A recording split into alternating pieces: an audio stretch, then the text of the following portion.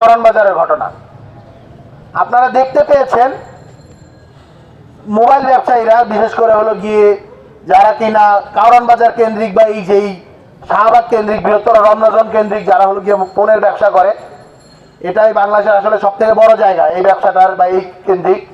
তো তাদেরকে কিভাবে বাচ্চা কোলে থাকা অবস্থায় একটা মানুষকে পুলিশ পেটাচ্ছে।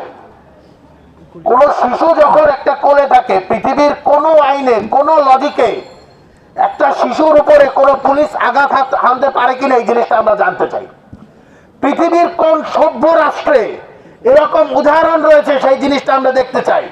পৃথিবীর একটা অরাষ্ট্র মানে কুলাঙ্গার রাষ্ট্র হিসেবে পৃথিবীতে যেটা খ্যাত, আমরা রাষ্ট্র যেটা বলতে চাই না, নিকৃষ্ট জীবের মতন ইসরায়েলে কেবলমাত্র এই ধরনের উদাহরণ রয়েছে যেখানে শিশুদের উপর বর্বরচিতভাবে গুলি করা হয়, আঘাত হানা হয়। বাংলাদেশ আজকে আবার সেকেন্ড বার এই একই উদাহরণ টেনেছে। আমরা স্পষ্টভাবে বলে দিতে চাই, হাসিনার যেই